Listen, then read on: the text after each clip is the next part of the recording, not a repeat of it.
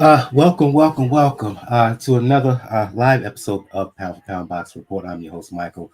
Joining me this week, usual cast of characters, Gail from nyfights.com, Daniel from 4 Boxing News and the Inscriber. He will be joining us shortly. My apologies. Wasn't around last week, but I was bad sick. I felt like death last week, and unfortunately, I just physically wasn't able to do it. Lost my voice was shot and everything. It's not all the way back, but it's well enough to do this particular episode. What's going on, Gail? I am back. I am cooled off from that hot August day and night in Los Angeles this weekend, and we're going to talk about it. Right. Gail was in attendance for the latest uh, rendition of Riyadh's season, the LA version.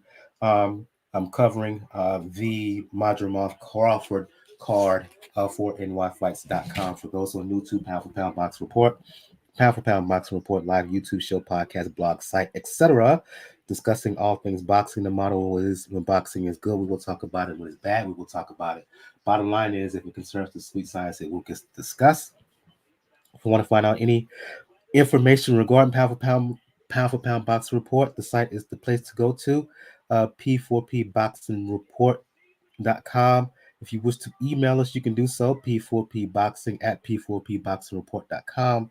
On the site, you'll find links to where to check out Pound for Pound Box Report all over social media.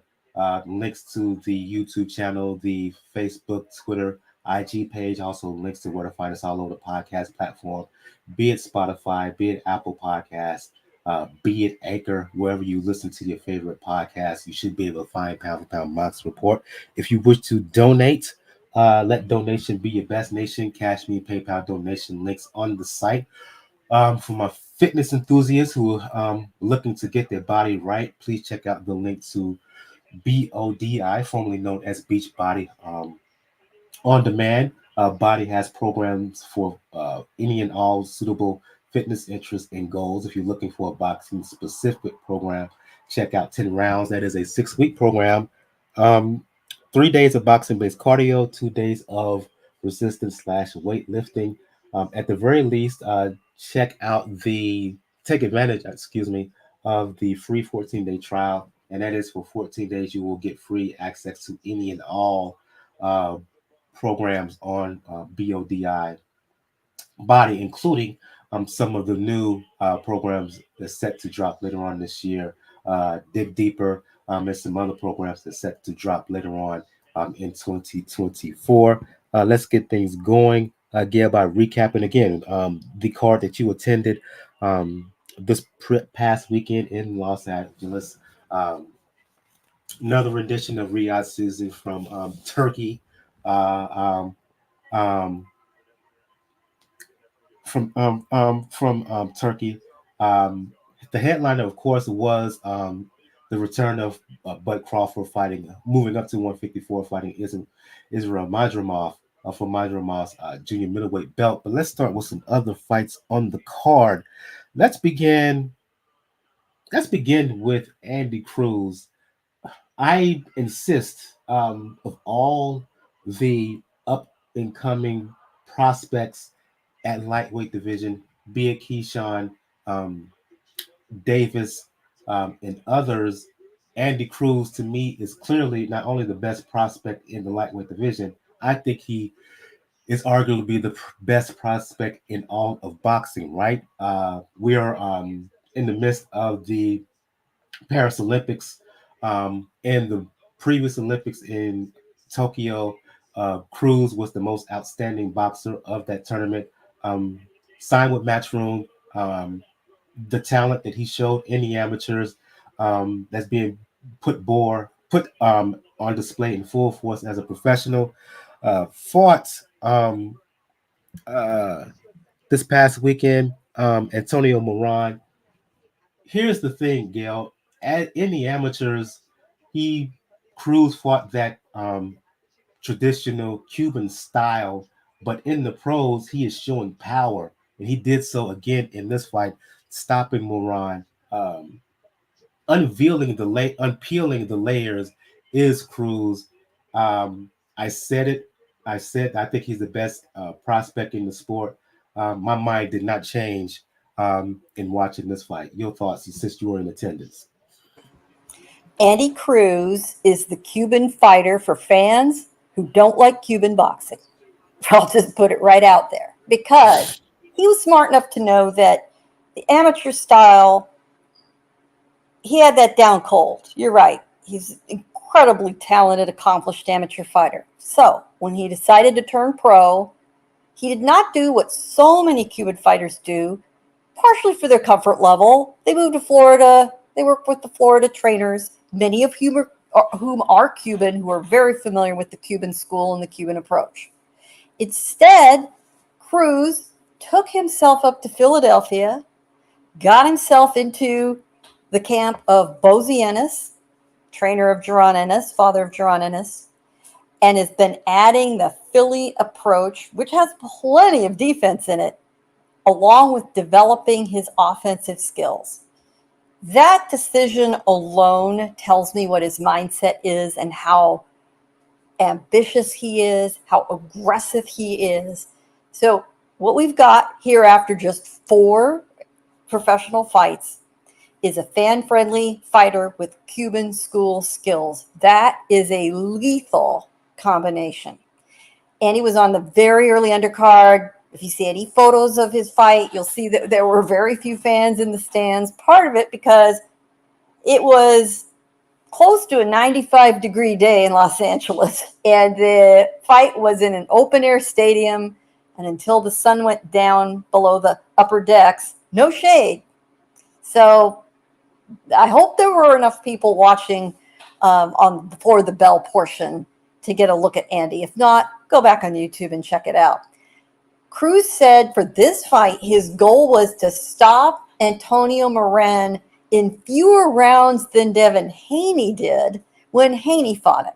So Haney stopped him in 7 rounds. So did Cruz.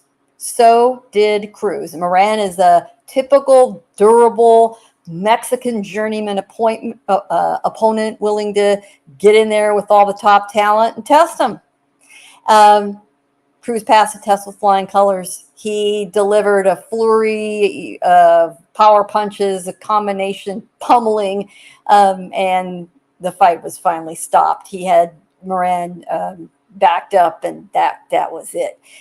Cruz picks up a couple of minor titles. Titles aren't as important as the positioning of him already starting to work his way up to a mandatory. In this division, as we'll speak about later, about the co-main, is in great transition. This could not be better for Cruz. He's got minor IBF and WBA, continental Latin American titles. You know, we all hate that stuff. I certainly do. But you could tell where he's going here and what is being done with him. He's got a very, very bright future ahead of him, and I don't think the future is that far off for him either. It's astonishing how good he is. He's very accessible to fans. He's learning English quickly. Future is very, very bright, and yes, he did need shades on Saturday. It was sunny and it was damn hot.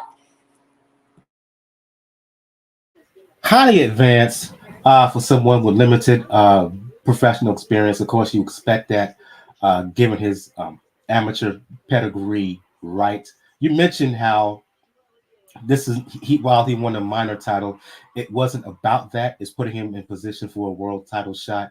To me, he could fight for a world title within 6 months to a year, certainly. Your thoughts on his development? How far do you think, Gail, he is from a possible world title shot? Well, the key players are going to be in line in front of him right now. And, you know, we have belts in this division in play. That's all going to have to sort itself out first. The key players are all going to be facing each other and swapping them around. He's going to need to wait for the dust to settle. In the meantime, he needs to stay busy. He needs to stay in front of the fans, whether it's against opponents like Moran, whether it's against previous contenders. Um, there's no wrong answers for him at this point. He seems to be moving along nicely. We saw a fighter, another very talented amateur in the main event, who was getting a title shot after 10 professional fights. So Cruz has 4. I think you might see the same thing 4, 5, 6 more fights in, and whether he can keep that busy and get that many fights in a year, I think that's probably asking a lot at this stage. I mean, he's been doing 10-round fights already. So I would think maybe in the second half of 2025, give him 18 months, he should be right there. If he beats my prediction, good on him. If you may hear some coughing in the background, I'm still not completely over my cold, so my apologies if you in the background. I try to mute myself as much as possible. Give a shout out to Compliance Restoration and Roofing. He says good evening to everyone. The cars on Saturday Fire.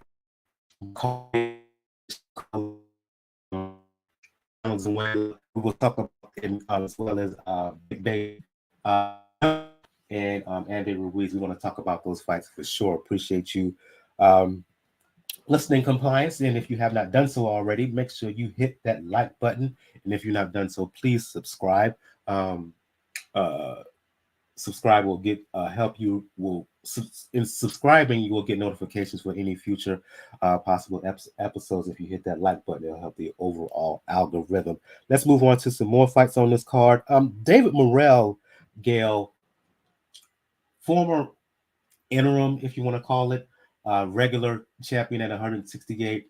He's following the path of David Benavidez, moving up to 175 to fight for basically an interim title at 175. And he fought, help me pronounce his name because I know I'll butcher it. Kalajzic. Well, if you want to cheat, everyone calls him Hot Rod. Raivoje Kalajzic is his last name. Hot Rod Kalajzic, everybody. He doesn't mind. Yeah, Hot Rod Kalajzic. And though Morrell got the win, I was a little underwhelmed. I felt that Morrell could have stayed in there more and went to the body. Instead, he fought a little bit conservative, in my opinion. When Benavidez fought Gvozdyk, there were questions afterwards whether he can really compete at 175. I saw some of those similar questions about Morrell following this fight with Hot Rod. Do you have those same questions as well about Morrell in the aftermath of this win?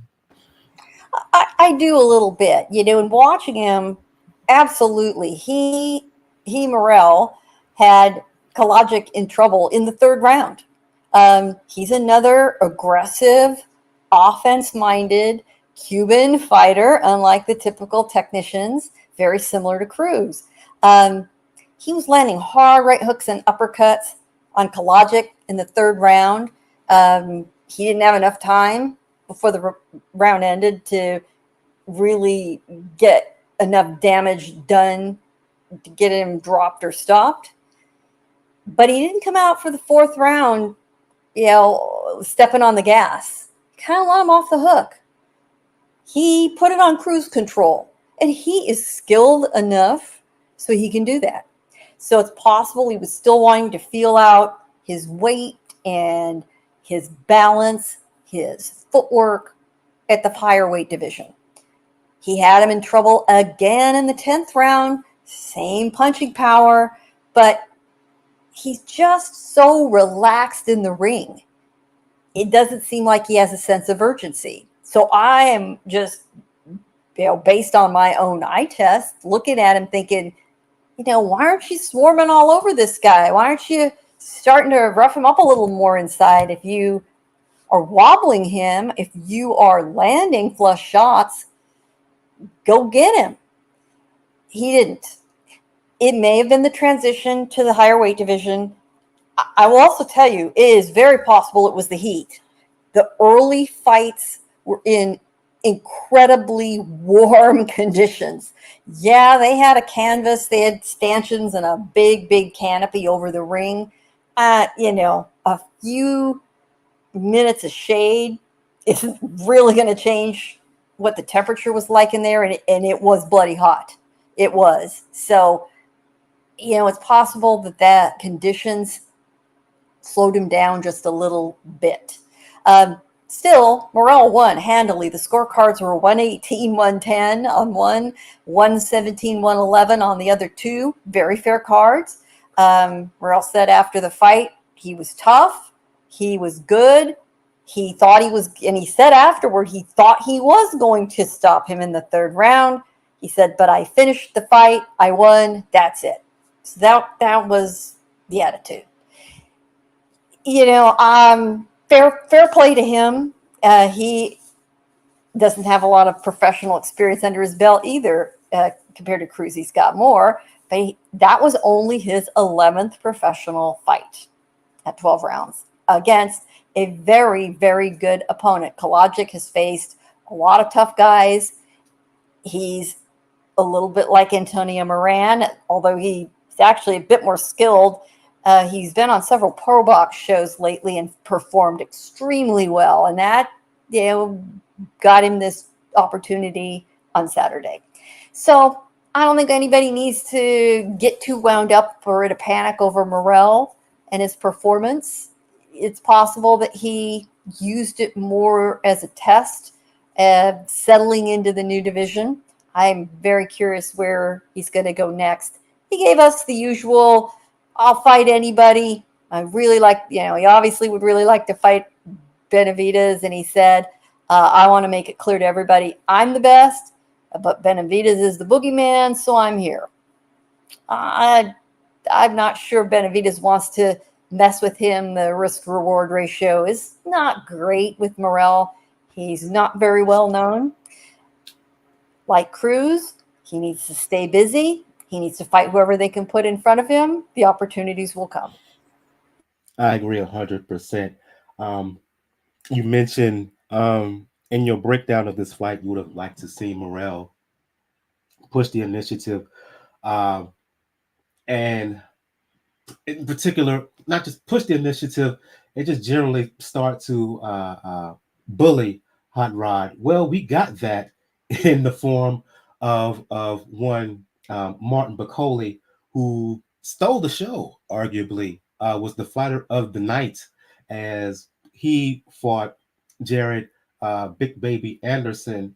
And from the opening bell, Gail, Bakole was able to move and wobble Big Baby with every big punch that he threw.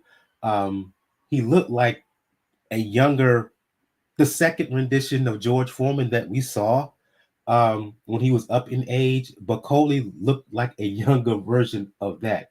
Just big, broad, super strong, can take a punch, will just mow you down. And that's what he did to Jared Anderson in this fight. Kudos for Big Baby Anderson for showing heart and whatnot, but couldn't move Bakole one bit. Bakole just plowed through him like a Sherman tank, stopping him in 5. And dare I say that Martin Bakole is becoming a bit of a boogeyman in the heavyweight division. Awfully impressive. He was impressive. I would have said perhaps other than the co-main event results, Bakole stole the show. And the fact is, most fans love heavyweights, so they would say Bakole was the star of the night for this action fight, for this tremendous performance. He is a native of the Congo. He fights out of Scotland, which is why he was wearing those black and white tartan trunks and why he danced a Scottish jig with his trainer after he won. He's incredibly charming.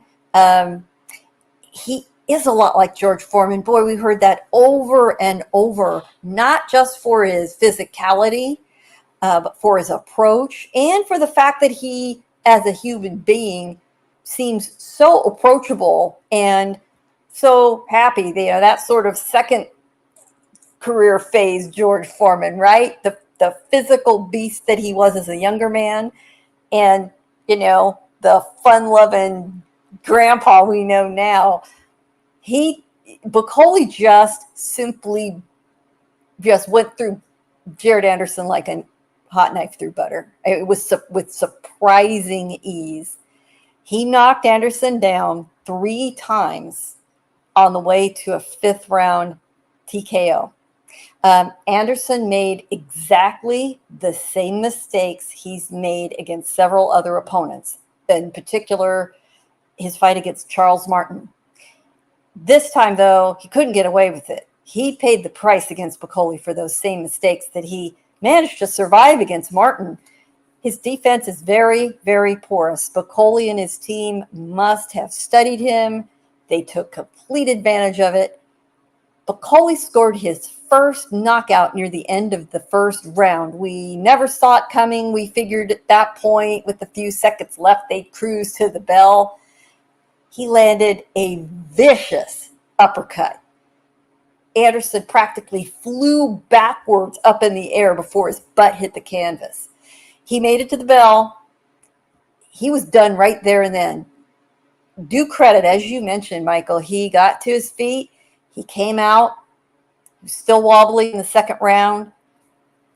It was a struggle and downhill all the rest of the way. The fact that he made it 5 or 4 more rounds to the 5th round does speak to the fact that those of us who doubted whether his head and his heart were really in it, they had to be, for him to keep pushing himself forward. He did what he could, summoned what he could to return fire. He bought himself time a few times doing that. He moved when he could. But, Bakole wasn't really cooperating with all that. He continued to land left hooks. Uppercuts were just devastating.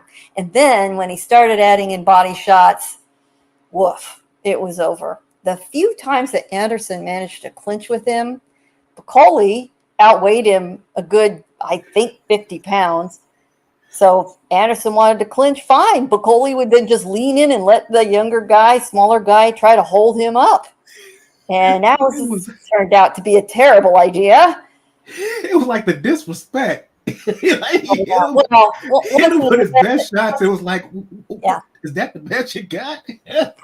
Pretty much. I mean, once he had nailed him at the end of the 1st round, the writing was on the wall.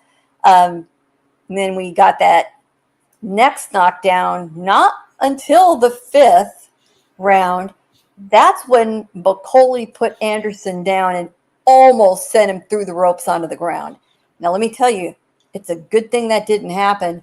The canvas and the stage were raised a very good height off that floor of the BMO Stadium. That would have been a very long, hard fall. Anderson managed to stay in the ring, thank God. He got up, he got pummeled and knocked down again. And referee Jerry Cantu knew the stakes, kept giving him a chance, but it finally got to be too much. Bakole moved in, and at that point, Anderson was not responding to what was an endless combination of punches, and so Anderson's night was done. That was at 2:07 of the 5th round, at which point Bakole danced his victory jig in the ring with his team, and things were looking a lot different in the heavyweight division.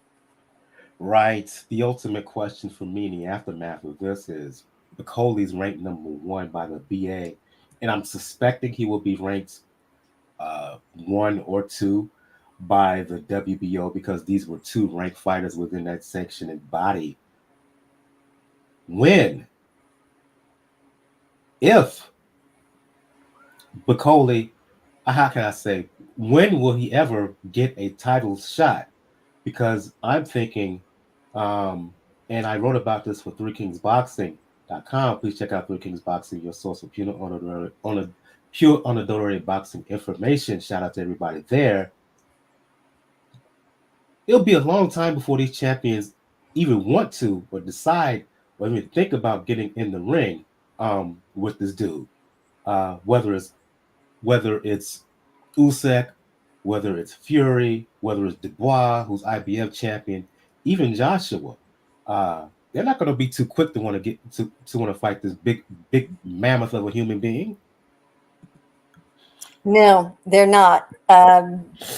He will probably have to work his way through journeyman gatekeeper type guys in the UK.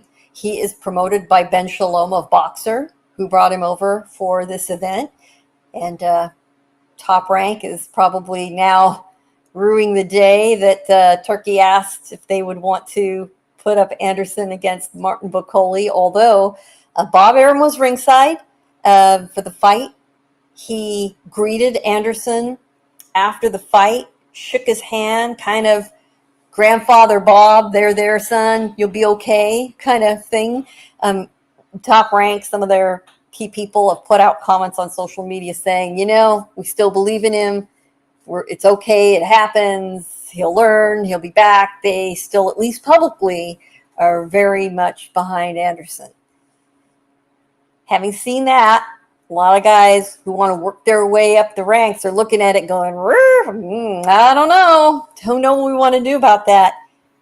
But looking at the card lineup, we all surmised, listen, there are two fairly evenly ranked as far as level of the participants, two heavyweight battles on that card. It's more than likely, especially with Saudi money involved, that the two winners face each other. The problem is we only got one clear winner. The other fight was a draw. So we'll see what happens. You know who I want to see him in there with? And shout out to Jay, contributor for Three Kings Boxing, who was on the show a few weeks back. And he mentioned this on Three Kings Boxing Facebook page, where you can find the article as well as I wrote on Bakole. Do you know who I want to see Bakole in there with? Zhilei Zhang. You can't get a title shot. I've heard a lot of people talking about that. Yeah. Maybe I'm the only one that sort of feels a cold shiver going up my spine, putting old man Zhang in front of Bakole like that. I'm not sure that's a good thing for Zhang. It would certainly be a big money fight. And again, Zhang is well liked by the Riyadh season promotional group. They seem to be very, very happy, thrilled with seeing Bakole perform so well. So yeah, that's certainly a serious possibility. I'm sure they were hoping for a more definitive win in the other fight, and that would have certainly teed up an obvious choice of opponent in sort of a tournament promotional setup. That still may happen if those two guys get back in the ring, and I'm sure we're going to be talking about that fight in just minutes. Right. We're going to talk about Big Baby Miller right now as he fought Andy Ruiz, the battle of the big men, literally and not just figuratively. Big Baby Miller, I got to give him credit. He came in some decent shape. His last time out, of course, he was stopped in the final round by the aforementioned Daniel Dubois, stopped in 10 rounds. He was in the 330s for that fight. For this fight against Ruiz, he was close to 300. Fun fight, Gail, in my opinion. The fight was ultimately ruled a draw. But for me, Big Baby Miller had the momentum. He was pushing the fight for most of it. Ruiz fought in spots. Big Baby Miller took control, particularly over the second half of the contest. The Talkman rematch, Big Baby Miller doesn't want it. not only because they're friends, but why run that back when you feel you're the obvious winner? Um, Solid bout, but I'm not going to call controversy or robbery here. But in my opinion, in watching the fight, uh, Jarrell Big Baby Miller clearly won that fight. I agree. I do think Miller did enough to win the fight. There were two even cards. The one card giving a nod to one of the fighters was 116, 112 for Miller. You know, I did not find it a very entertaining fight whatsoever. These two guys just kind of slugged and grappled. There was lack of activity from both of them. Ruiz entered to a huge roar. The Southern California crowd was all the way behind him. He didn't do. He did better in the first half of the fight. Miller came on in the second half of the fight. His punch output was far greater. They sort of fought two fights with Ruiz barely ahead of the first half and Miller coming on in the second half. Ruiz said, "It was pretty exhausting, man. 300 pounds coming at me, throwing and throwing." However, it turned out there was somewhat of a reason Ruiz slowed down so much, in addition to the fact that he's been so inactive. He broke his hand in the fifth round, and he said, pardon the algorithms here, he said, you could see the fucking bone right here. He had his gloves off. He came back, kind of shoved his hand up in front of the camera under Chris Mannix's nose, and oh yeah, it was broken. The bone wasn't bulging out of the skin, but the bone was bulged nearly out of the top of his fist. So obviously, he was not busy enough because he was down to one hand. And Miller was very disappointed. He felt he'd done enough. He felt that the edge in effective aggression should have gone to him, that he was the one backing up Ruiz. He blamed judges being swayed by the crowd support, the fact that they were probably more familiar, they were local judges.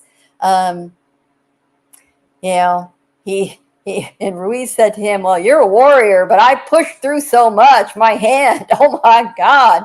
And Miller just kind of shrugged, and he's like, "Well, it ain't the first time I've been robbed." So there we have it. Do I want to see it again? No, I really don't. It wasn't that good, frankly. It's really difficult for me to see Ruiz having a path in front of him beyond being a gatekeeper. He's still a big draw, especially in the Western United States. Miller is the same kind of draw on the East Coast. And Miller has value beyond that because of how well he sells a fight. He's got a big mouth. He's a fast talker. He's a shit talker. And promoters love him for it. With all the problems, with all of his PED and drug issues, they still like him and he's useful to them. So I would not be surprised if we do not see a rematch and we do see him on one of the Middle Eastern cards, maybe that December 23rd rematch between Usyk and Fury against somebody like Zhang or anybody else who's willing to step in front of him and tangle. Heck, I wouldn't be horribly surprised if they threw someone like Filip Hrgovic in front of him as a rehab project. Who knows? But Miller will certainly get another fight for a good paycheck from the Riyadh season promoters. No question. Ruiz is a much bigger question mark, but he's got a broken hand to worry about, so he's going to have some time off. When you have a game plan and you have confidence and you execute that game plan, great things can happen.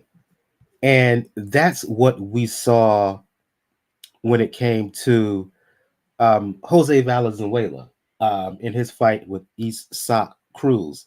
A lot of people going in felt that Pitbull Cruz was the overwhelming favorite Pitbull defending the WBA belt at 140 pounds.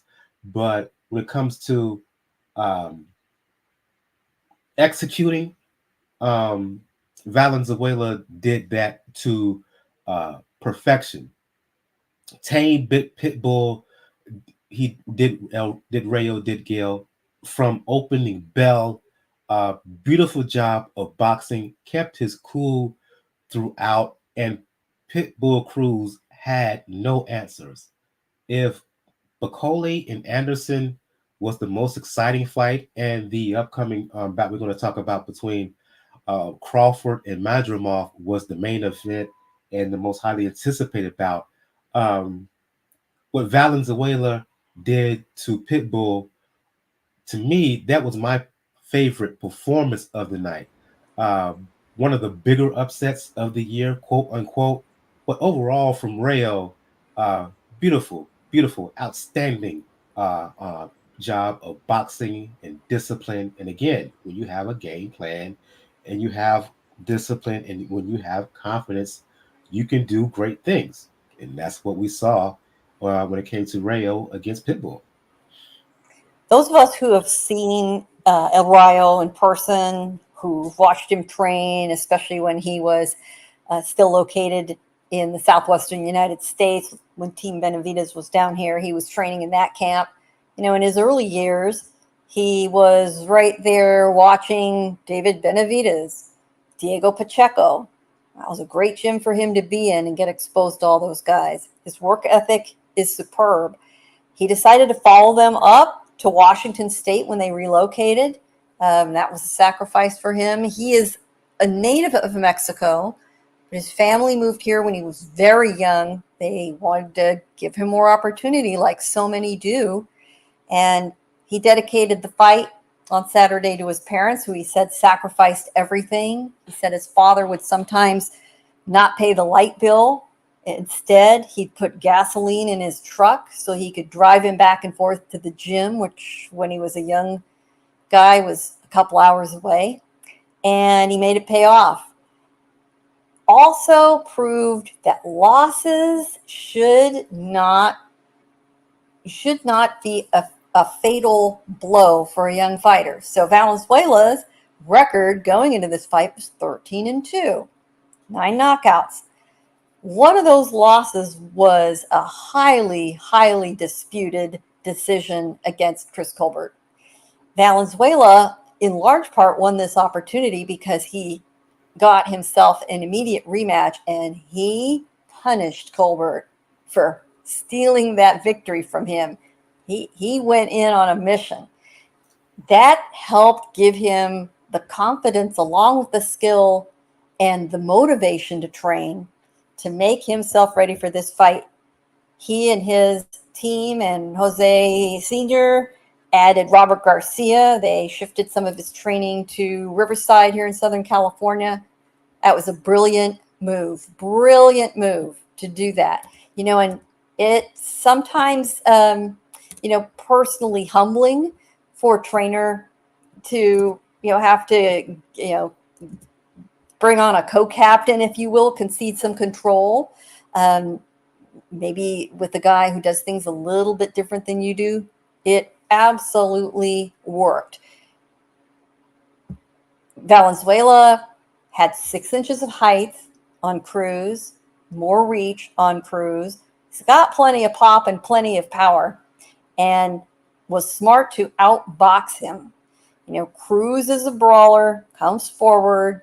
That's why fans love him. He is beloved in Mexico, and bar none had by far the most fans in that stadium on Saturday. He had promised, to deal out a beating, go after him. Both of them were promising, I'm going to knock the other guy out. The truth is, Garcia and Valenzuela didn't get drawn into that emotion. They played it smart. He used that height. He used that reach. And one thing he does have over Cruz is speed. He moved in and out of Cruz's range, fired off those shots. He's got a great southpaw jab. He kept Cruz busy with it. And I don't know what Cruz was thinking he was going to see. He seemed to not be able to figure out what to do with it. That's the way Valenzuela fights. I mean, this was no big surprise, but it kept Cruz busy. Just as he was thinking about how to go around the next southpaw jab coming at him, suddenly there was Valenzuela slightly off at a different angle, landing an uppercut or some of the hooks. They were absolutely superb shots. By the fifth round, Cruz's fans were very restless. They were worried because Valenzuela was clearly in a groove. They are knowledgeable fans, and they could see it happening. After the fifth round, Cruz's corner told him, don't worry, don't get desperate. They didn't want him to lean in and take too many chances. Meanwhile, in the other corner, Garcia said, stick to the plan, stick to the plan. And the only thing Cruz did differently in the second half of the fight, he stepped on the gas, just what David Morrell didn't do. Cruz also stepped on the gas, but Valenzuela at that point knew what was coming at him. He got hit a few times, but he avoided the worst of it. Cruz caught him with one good shot in the eighth round, a left hook, and we thought, oh, okay, maybe he's going to pull this one out of the fire. But he couldn't do it. He could not do it. And Cruz he didn't panic, but he was getting frustrated. And at the end of that round, he landed what was clearly a low blow because he was not happy with the way things were going. And unfortunately, it gave Valenzuela a little bit of breathing room. Not that he needed it terribly, but if he was rocked at all by that hook in the eighth, he got to stand around and recover. And so his discipline never wavered. He got all the way to the final bell, refusing to get in a firefight. There was a good round for Cruz in the 11th. He won it on the scorecards, but, we were not going to see any Chavez, Meldrick, Taylor miracle happen here. And Valenzuela said after the fight, it was just about being smart. Just be smart. I didn't fall to the pressure. That is an impressive performance for a 25-year-old to be that disciplined, especially knowing Cruz's nature, the fact that the crowd was there hoping for a firefight. Some young fighters occasionally bow to that fan pressure. They feel it. They hear it. He didn't do that. He absolutely didn't do that. And the reward was hearing and knew at the end of that fight. Terrific performance. I can't say a lot of us were that surprised. Yes, he was an underdog, but those of us who've seen him fight knew he was capable of doing this if he could stay disciplined, if he gained the right sort of skill set, working in the Garcia Boxing Academy. Could he pull it all together? He did. And the mission now is for Valenzuela is to show that he is a fighter with some staying power. Essentially to show he's not a one-hit wonder. I don't know where he goes from here. Maybe a rematch with Pitbull. Maybe a voluntary defense. But can worry about that for later. Just want to give him credit for the performance that he put on, outstanding on his part. As again, he thoroughly, in my opinion, outboxed Pitbull Cruz to become new junior welterweight champion. Well, of course, Cruz wants a rematch. And I'm going to have to think about that. And I think if I'm Valenzuela and his team, I might let him dangle a little bit. The obvious, very makeable fight, which I'm not sure is a good idea, but it's certainly feasible, is Liam Paro, who's represented by Matchroom. The WBA super title is vacant. All these belts were vacated. You have Teofimo Lopez holding the full WBO title. And, you've got Alberto Puello, who has the WBC interim title. The WBC main title is vacant. Being a Mexican fighter and the interim fighter being a Dominican, that would be an appealing matchup for a lot of reasons. I think that Valenzuela's skills, if he can pull off another disciplined fight, might stand up very well against Puello. The fact is, between lightweight and super lightweight, there are options. And suddenly the fights we all thought were going to happen for unification are in flux again. So Valenzuela and his team, they're smart people. They'll figure it out. If he wants a little bit of a victory lap, great. But, this current crop of young guys, they don't want to waste time. They don't go for that, okay, I'm the new champion and I want a soft title defense. No, they say, I would rather unify. Let's go. Especially when there is Saudi money available. Indeed. I see Daniel. I mentioned that hopefully he will be able to come on, but he's listening live on right now. He cannot make it too loud. He's at an airport right now. So unfortunately, he will not be able to join us. Let's get to this main event, and that is Terence Crawford. Last time, of course, we remember seeing him. He was dismantled Errol Spence to become undisputed champion at 147 pounds. He's now decided to move up to 154, fighting Israil Madrimov. Interesting fight, very strategic fight between these two. Crawford ended up getting the unanimous decision. Generally 8-4 on two of the scorecards. I believe 7-5 in the third. I thought that Bud clearly won, Gail, but on social media following the fight, Terence Crawford, I saw there was a lot of criticism thrown towards his way. The general consensus was that because of how he looked in this fight, there were a lot of folks saying that he should stay away from a potential fight with Canelo Alvarez. I disagree. Your thoughts on the fight and your thoughts on Bud's performance and some of the pushback from boxing Twitter in the aftermath of the fight. I thought Bud's performance was overall fine. I think people are not putting into account what kind of fighter that Madrimov is. Your breakdown on watching the fight from ringside. So we have very high expectations of Terence Bud Crawford. No question about it. We expected a similar performance to the ones he had against Spence and his opponents before that, where he was just a juggernaut. We also expected, in watching him for the early 6, 8, 10 rounds of this 12-round fight, that he might pull a performance off like he did against Sean Porter. After the 10th round in that fight, you'll remember Brian McIntyre told Crawford, you're losing this fight, man. You need to pull out something special. And Crawford's response was, what? I'm losing this fight? Pardon me, after the 9th round.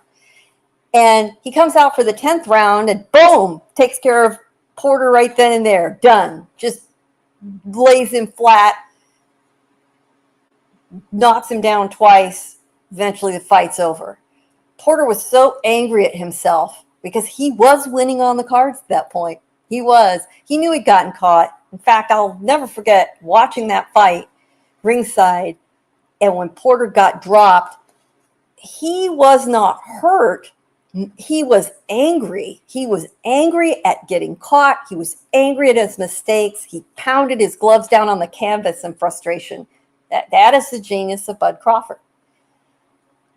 He moved up a weight division, and he's also been out of the ring a year. Inactivity. How many times in the last 6 months on this show have we talked about the evils of inactivity? Even with somebody as experienced and as talented as Terence Crawford. I firmly believe that if you're going to assess what happened and you have the pie chart, if 20% of it was feeling a little bit uncomfortable or feeling out an unfamiliar process, moving up a division, another 20% of it being Madrimov being a very talented fighter with his own very unusual style. 60% of it's inactivity. I firmly believe that. It didn't help that it was, again, let me repeat, it was a friggin' hot day out there, and it was a very, very long day. The card started live at 1 p.m. West Coast time. The walkouts took place 9 hours later, after 10 p.m. God bless all of you staying up on the East Coast. I don't know how the hell you do that when the main event walks in the wee hours of the morning. And in this case, occasionally you'll see a fight crawling in towards midnight. This was every bit of 1 a.m. Damn. They could have And we done had that at the delayed Eminem concert. Let me just say oh, that. trust me. Yeah. We have a concert. Blessedly, it was not super long. I was told it was going to be 40 minutes long. It was more like 15 or 20, thank God. But then we had the inexplicable suddenly appearing in the ring presentation that was not part of the program, and media were not in any way alerted to this presentation making Kalajzic a honorary member of the Nevada Boxing Hall of Fame. Now, I know a lot of the folks at the Nevada Boxing Hall of Fame. Thank you. We all looked at each other, including a unnamed member of the hall who was in the press box with us, who had no idea it was going to happen. So it was clearly a very closely held secret. They're in California. Kalajzic and the Riyadh season promoters have never promoted a card in Las Vegas. Not yet. Whether this was some make nice to encourage them to consider Sid City for their next venue, I don't know what was going on. That it was world class ring kissing, and I'll leave it at that. But the real objective of that is it was yet another delay, 10-15 minutes as they went on and on. Oh, and don't forget, they also gave away a car to a guy who had clearly had plenty of cerveza, because let me say it again for those of you in the back. It was freaking hot out there, and they'd been there all day, 9 hours by then. This guy's identified the crowd, kind of stumbles up. They put some camera lights on him, and I swear he looked like he was thinking, what the hell is going on, and where am I? And what's this again? And the fact that he was wearing a T-shirt that said on the back, Brown Love Por Vida. God bless you, man.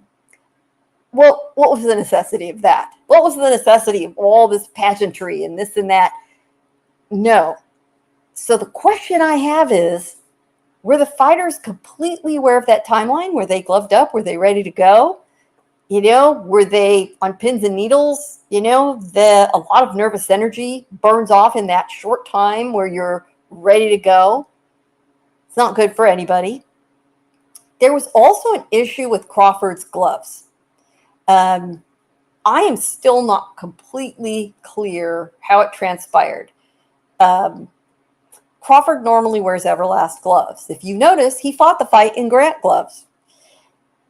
What the issue was, it had something to do with the portion of the contract where the gloves were supposed to be the same for both fighters, and Madrimov was having problems, and they asked Crawford if he'd be willing to switch, and apparently he was.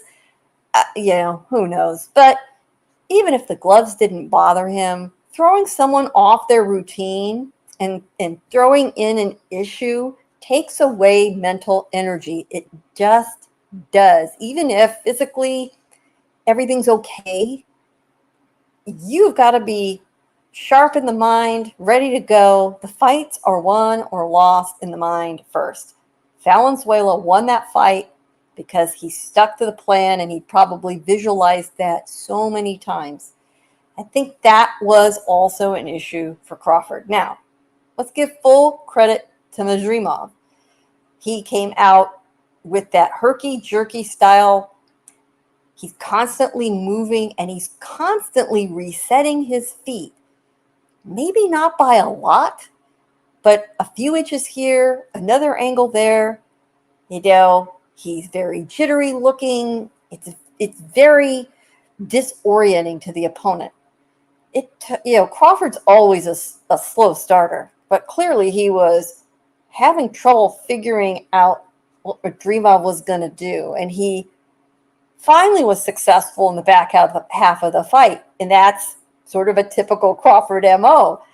We were spoiled by the fact that he had Spence so figured out, and Spence had so many, porous openings in his defense, and had been slowed down, I believe, by the damage he's taken in various car accidents and his other issues. But Crawford was able to overcome that this time.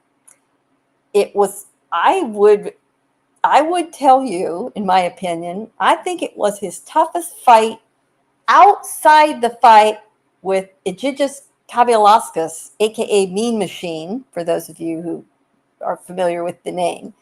Mean Machine legitimately almost knocked Crawford out. By the grace of God, Crawford was lucky enough to land on the rope, stand up, and recover fast enough to get through it. But Madrimov never let him off the hook. There were a lot of us in press row that thought this fight was a draw, that really thought it was a draw. We were, all raising hands. Several people were saying, yep, it's a draw. Funny enough, next to us was Mark Kriegel. He thought it was a draw. The cards were 116, 112, and 2 cards of 115, 113. That's just about as close a victory without it being a split as you can get. Crawford did eventually up his punch rate enough to land more punches than Madrimov, but not by many. He's very lucky that he's cool under fire. He didn't panic. His corner is cool under fire. He found success landing body shots, especially when he increased his work rate, and that did help slow Madrimov down. So the total punch output for that 12-round fight was Crawford landing 95 of 433 punches. That's just shy of 22% accuracy. Here's where Madrimov was so successful. He landed 84 punches, 9 fewer, but he only threw 275 punches. That's a 30.5% connect rate. Against Terence Crawford, that is a big number. Big number. And Crawford congratulated Madrimov on his discipline. Madrimov was, of course, very disappointed, and just like Cruz, he said if His Excellency Turkey Al-Sheikh would like a rematch, he'd be interested. Madrimov's a very popular fighter in Saudi Arabia. He is Uzbeki. He is also Muslim. So he is a Central Asian fighter. Certainly he'll be put on a card there again soon. This is going to be a tremendous learning experience. And, maybe it will be the same kind of experience Canelo Alvarez had against Floyd Mayweather. But I don't think it's a fight people really want to see a rematch. And I don't think we can take anything from it as a preview of any potential fight for Crawford and somebody like Canelo Alvarez. And I think the possibility of that fight is receding more and more and more into the background. Crawford noted that, hey, Canelo's got his focus elsewhere, which is his upcoming fight against Edgar Berlanga. The one thing Crawford did say very definitively, he was asked about, is there still any potential for a rematch of Errol Spence? You know what? Crawford couldn't say no fast enough, and that's pretty much all he said is no. So that's it. Um, it seems like Eddie Hearn and Turkey Al Sheikh are very, very interested down the line in matching up Crawford with the winner of this weekend's upcoming fight between Serhii Bohachuk and Vergil Ortiz Jr., which is going to be for Bohachuk's WBC interim title. And given how it wasn't that long ago where uh, there was talk of a potential bout between Ortiz and Crawford down at 147 pounds, that makes a lot of sense. Um, I still think that Crawford may try to push for a fight with Canelo, but to your point, Gail, in the aftermath of this fight, with so many people um, having negative comments about Bud's performance, um, they're going to dismiss that for now. Personally, I still think there's nothing that I saw in Crawford against Madrimov that doesn't that says that he cannot compete with Canelo. They just don't put into a people don't put into account that Madrimov and Canelo are two different fighters at this point in their careers. Madrimov, to me, has better footwork than Canelo and better hand speed. He's just bigger than Madrimov, but in my opinion, could still outbox Canelo. But that's not the general tenor in the aftermath of this fight. I would mind seeing um, Crawford against Ortiz if he wins this weekend. I would mind also seeing Crawford against um, oh gosh, help me out, Gail. The guy who beat Tim Zoo. Sebastian Fundora, the Right. towering I inferno. wouldn't. I Yeah, wouldn't mind seeing. that's That's assuming a that possibility. Fundora takes care of Errol Spence later on this year. Yeah. There's just like in the lightweight, super lightweight division, there is a lot in flux right now, all of a sudden in 154. The talent pool has shifted a lot. You've had a lot of changing of the guard. So the top names are newer names, the Charlos, the Harrisons, the Herds, have all started to move. You have Boots Ennis, you've got Crawford, you have Madrimov. No shame in that loss on Saturday at all. You've got Vergil Ortiz and Bohachuk battling it out this weekend. If the winner looks exceptionally good, he is right up there. So there's a lot of potential. And Tim Zoo, I haven't even mentioned.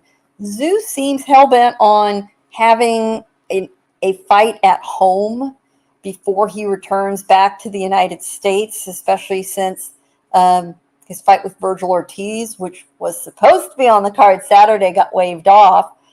Vergil ended up doing business with Bohachuk. They were hoping to be on that card as a replacement fight. For whatever reason, the promoter team said, thanks, but no thanks. So it's very, very smart of their promotional teams at Matchroom and K2 to move that fight a week later and stage it in Las Vegas. Should be, and it's a super card. In fact, Sebastian Fundora will be there because his sister Gabriella is defending her flyweight title on the undercard. So he'll get a chance to see these two guys up close. He's very familiar with both of them, though. Of course, they're all here in California. So we're going to have some interesting possibilities coming up. I'm looking forward to it, and I think the mixing and matching potential's probably a lot bigger than we think. I'm going to read a couple of comments from those who are listening right now. Rooftop compliance of restoration of Rooftop says he says I love Eminem but could have lived without him for the concert. He also says that he had Bud winning 7-5. He would like to see Madrimov face Vergil Ortiz or Tim Zoo in the future. Daniel, who's listening live again from the airport, says that Bud versus Fundora is more up his alley. Um, I have no pushback against any of the comments uh, um, um, made. Um, I want to have this. Madrimov in a potential bout versus Zoo. I would love that fight. I think that's an even matchup. The likelihood of it happening, though, Gail. Your thoughts? Uh, Madrimov's problem is that he is one of those high risk, low reward ratio fighters. He certainly improved his visibility in front of the fans, no question, appearing on this card.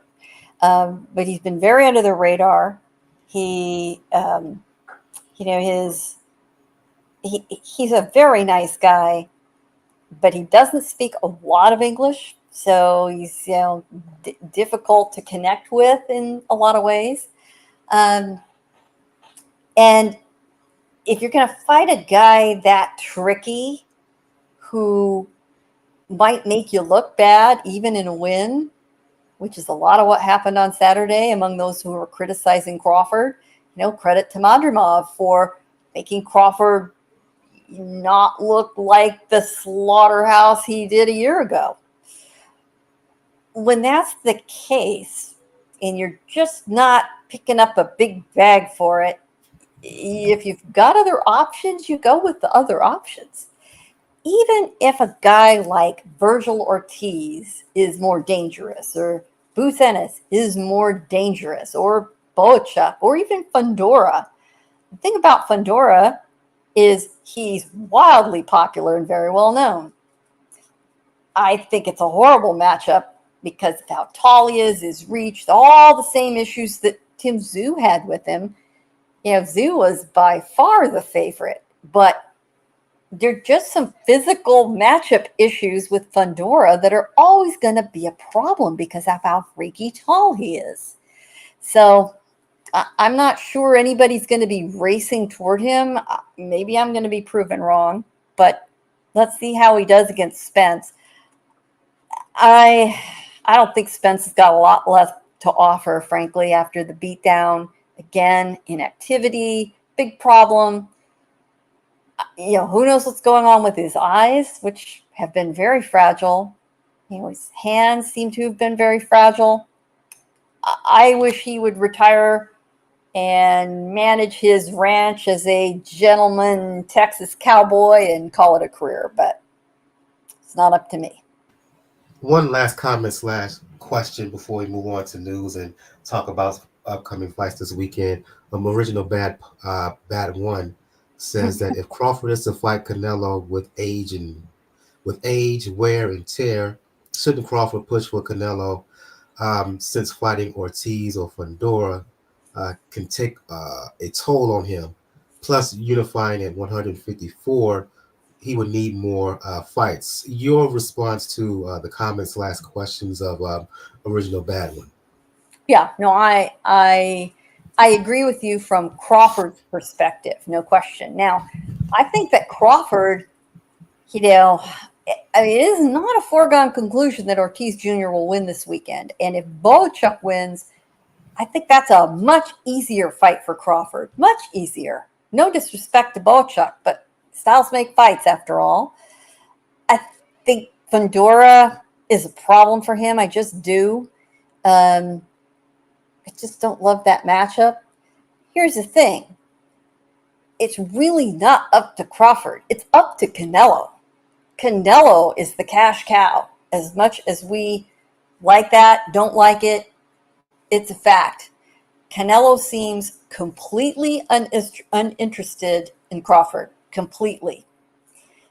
Maybe he changes his mind, but right now, no. He is right. Canelo is right when he says if he did fight Crawford and did beat him, he wouldn't get credit for it. You're super middleweight. You're fighting a blown up welterweight now at junior middleweight.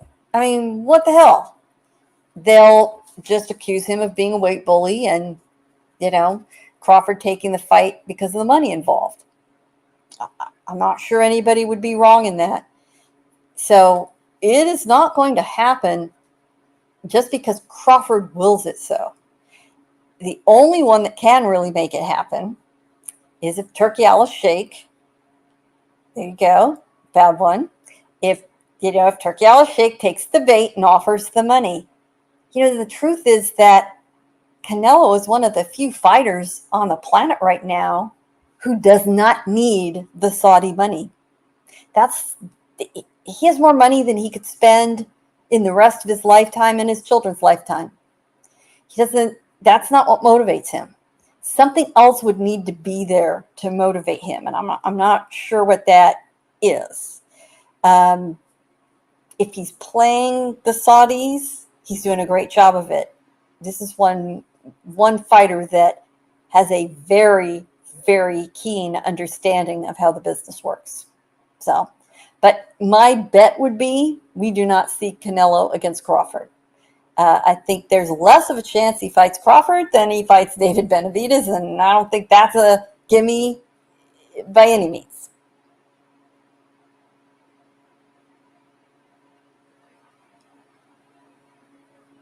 Sorry, I was on mute. Let's go to some news here. It was announced today. Top Rank announced that Sandy Ryan, who is WBO women's welterweight champion, she's going to return to action in September, I believe September 27th, in New York City, as she's fighting Mikaela Mayer, one of the more popular fighters in women's boxing. Remember Mayer from her close loss to Alicia Baumgartner close to 2 years ago now at 130 pounds. She moved up to 147, lost another close fight to IBF women's welterweight champion Natasha Jonas. There are some who believe that Mayer won that bout. Ryan is coming off of a 4-round destruction of 2 division champion Terry Harper in her last bout earlier this year. Jonas and Mayer was one of the more exciting fights of the year. I think that this fight between Mayer and Ryan has a potential to be another exciting bout. Here's my concern. Ryan, though she didn't have the spectacular knockout percentage, she does have legit power. She is very aggressive. She is a mean inside fighter, a mean body attack. I don't know how Mayer can keep Ryan off of her. And plus, Ryan has good footwork. She has quick feet. Mayer can box, but I don't even think that she has the faster hands or feet in this contest. Ryan, to me, comes off as someone not you only have to outbox to beat her, you have to put some hurt on her. Can Mayer, here at 147, does she have the pop in her punches as well as the boxing skill to hold Ryan off? Just thinking right now, I'm not sure. I think Ryan is a beast at Yeah. welterweight. Yeah. And Ryan has been improving. Her power has been improving fight by fight. You're right. She's, yet again, these women professionals at the top don't always have a whole lot of fights because of limited elite opposition. She's 7-1-1, only 3 knockouts, but one of those was her March win over Terry Harper, and that was as sick a knockout as you are ever going to see in a women's fight, 4th-round knockout. Terry Harper was a 2-division champion, so that was very, very impressive. Now, Mayer has moved up in weight, pretty swiftly up to welterweight. She feels very comfortable there. I've heard her say she wished she'd done it long before. She feels like she's got a lot more power, and she'll certainly train that way. She does have knockout wins. She has a lot more mileage on her, though. And for a women's fighter, her record, I wouldn't say it's the equivalent of Canelo having 65 pro fights, but she's 19-2 and 5 knockouts. So I think it will be a good challenge for both. I think they are both capable of winning. I'm very curious to see what the odds makers say, but this will also be Mayer's first fight back in the United States for several fights. They are the headline main event at the theater at Madison Square Garden. And they're also going to load up the undercard with some of Top Rank's best talent of interest to the East Coast fans. Xander Zayas will be on the card. Bruce Shushu Carrington will be on the card. Just a good little card for the fans there. There it won't be 95 degrees. There won't be a presentation in an Eminem concert, this and that and this and that. So that's a plus too. I like this card a lot. I like how it's come together. It's likely to be a fun local draw. Very smart to put it in the theater. It'll be packed. I'm sure they could sell that out easily. I like it. I like the matchup, and I like the visibility. I do as well, and I think it's going to shape up to be a very good fight. I would make Ryan a favorite, but because of styles mixed fights, I think the styles from both women will produce an excellent scrap. Again, I'm Sandy Ryan defending the WBO welterweight title against Mikaela Mayer. September 27th, New York City on ESPN networks. Let's move on and get to preview some fights that's happening this weekend before we sign off. On ESPN Plus, I believe, in Albuquerque, Luis Alberto Lopez, he's becoming a road warrior. As he's defending the IBF 126-pound belt against Angelo Leo. Lopez, he won the belt in England, defended the belt against Michael Collins in Collins' home turf of Northern Ireland. He's fighting Leo in basically Leo's backyard. Though I think that the champion Lopez can run hot and cold as a fighter. There are times where he looks really, really good, and then there are other fights where he looks eh. Leo has campaigned most of his career at 122, I believe. Can he pull off the upset? Yes. But am I predicting him to do so in this fight? No. I think if Lopez is anywhere close to his best, he wins this fight. Yeah, I think so, but it does presuppose that Lopez will be firing on all cylinders, will be ready for it. I think Leo will give him a push. You're going to have a local crowd in Albuquerque, an unusual setting for a top ranked card. Sometimes that can make a lot of difference in a close fight. I think we'll see a very fun and exciting fight. I am sorry that it is on the same night, however, as the Bohachuk Vergil Excuse card me. because it is going to get overlooked. But I think they'll have a very lively house and good ticket sales. And as they do, Top Rank is very smart to put local fighters on those cards. It so happened that I was taking an Uber into VMO Stadium, and the driver says, "Oh, yeah, my nephew's a professional fighter." All of us in boxing hear that and think, okay, what are you talking about? Turns out he was talking about undefeated featherweight Matthew Griego, who is from Albuquerque and going to be on that card next weekend. So we had a very interesting chat. Keep your eye out for Matthew Griego. He's a live dog in his fight. Yeah, as he's fighting Abraham Perez in a 10-round flyweight bout on the undercard of Lopez and Leo. You mentioned how this card may get swallowed up by what's happening in Las Vegas on the Zone on the same night as we talked. This fight was mentioned in discussion about Crawford and the prospect at 154, as Ortiz is going to fight Bohachuk for Bohachuk's WBC belt at 154. Ortiz is of course, the high-profile guy here, but I think Bohachuk Bohachuk is considered the underdog, right? But I think he is a very live underdog. I think a lot of people have not seen him fight. He's going to come with it against Ortiz. Ortiz cannot slack off in any form or fashion. If he does, I think he will get beat. Um, just like I think that Mayer and Sandy Ryan is going to be a really good bout in September. I think that this fight between Bohachuk and Ortiz styles making fights. I think this is going to be another excellent scrap as well. I'm looking forward to this fight.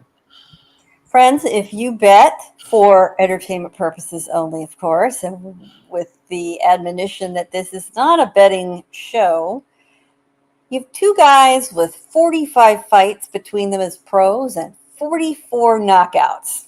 So, unless the under is like 3 rounds, I think you can bet the under. Uh, you could certainly bet that there's going to be a stoppage in this fight. Now, they're both very different sort of stoppage fighters. Ortiz is one of these raw power, knock you out cold kind of guys. Bohachuk's a grinder. He does it bit by bit by bit, which is frankly a lot more damaging in the long run. He just keeps it coming. His work rate is phenomenal. So while you've got power punchers, aggressive come forward fighters, they do it in a different way. That's going to make this fight very interesting.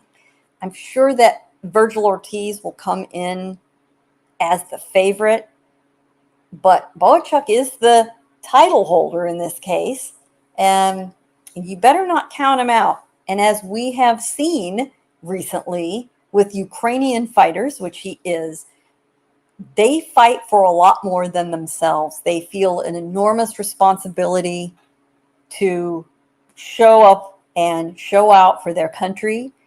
They feel that good performances, winning performances, help boost the spirits and the morale of their fellow countrymen who are at war. Let us all remember they are at war today, will be Saturday. So that fuels them in a way that fighters who aren't considering those circumstances, that little bit extra motivation isn't there. Now, it doesn't mean they don't have intrinsic motivation some other way. And Vergil Ortiz is a very motivated fighter. He's a very serious personality, nice guy, but he isn't out there dancing around and joking and making TikToks like a Richard Torres Jr., for example, who's just a big personality. Bohachuk is actually in his own way a pretty big personality. He speaks very good English. I do think Bohachuk can win this fight, but he can't make a mistake. And that can be really hard to do for 12 rounds against somebody like Vergil Ortiz, who's never heard the final bell, never in a fight. He usually manages to find the target at some point, and his power is such, especially now that he's fighting at 154, that's the kind of mistake that can be fatal. But it will be a banger. It will be nonstop. It will be fun while it lasts. It's not on pay-per-view, and it's not having its walkout at 1 o'clock Eastern time. I promise you that. 100%, 100%, and I think we're going to in things on that note. Again, I'm amped up for this one. I'm going to Yes, be sir. watching for And sure. I will be there. So look for me on social. You got questions, you let me know, and I'll try to give you an insight as to what's going on. This fight is taking place at the slightly smaller, big arena, if you want to call it that, and one that is a favorite of the fans, and I will tell you, a big favorite of the boxing media. They're going to be at the Michelob Ultra Center at Mandalay Bay. And if you've got even the smallest inkling of checking it out, if there are tickets left, I highly recommend it. I do also want to mention on the undercard, we mentioned that you're going to get to see Gabriela Fendora. You're also going to get to see Charles Conwell on that undercard.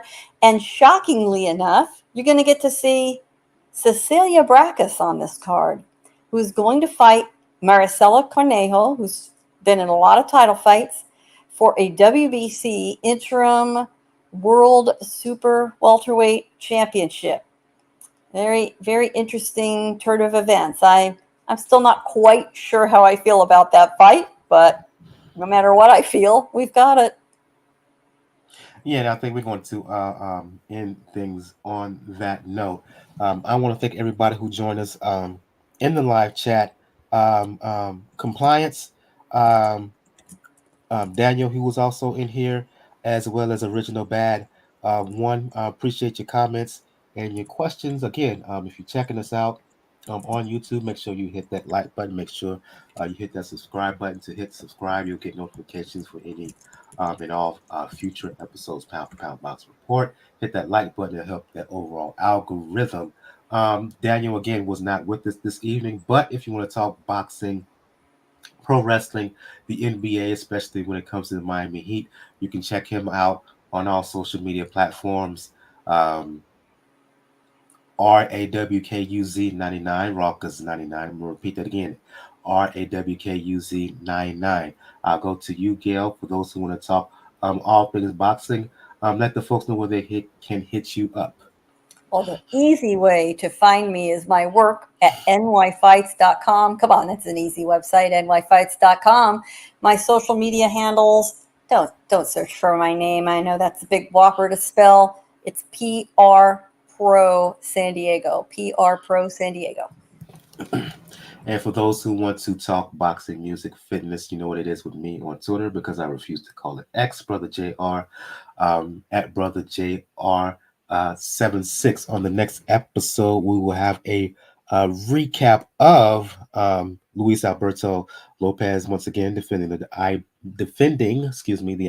126-pound belt against Angelo Leo, as well as recapping Bohachuk defending the WBC 154-pound title against Vergil Ortiz, as Gail mentioned. Gabriela Fendora, she's fighting. Also, Cecilia Brackus is fighting on that card, and we will have a preview of number one super middleweight contender, Christian Mobili. He's fighting veteran, quote, the age, the season of Sergey Deverenchenko. Many people remember Deverenchenko for his fight against Triple G, Gennady Golovkin. A few years back, a lot of people felt that uh, uh, Deverenchenko, myself included, beat Golovkin. I think Deverenchenko is in his late 30s now, fighting Mobili at 168. That fight is going to happen August 17th in Quebec City on ESPN. So again, I want to thank everybody who checked us out on YouTube. Appreciate your comments and your questions for Gail of nyfights.com. I'm your host, Michael. This has been episode 455, of Pound for Pound Box Report. We will see you guys next time. Everyone have a good evening. Good night.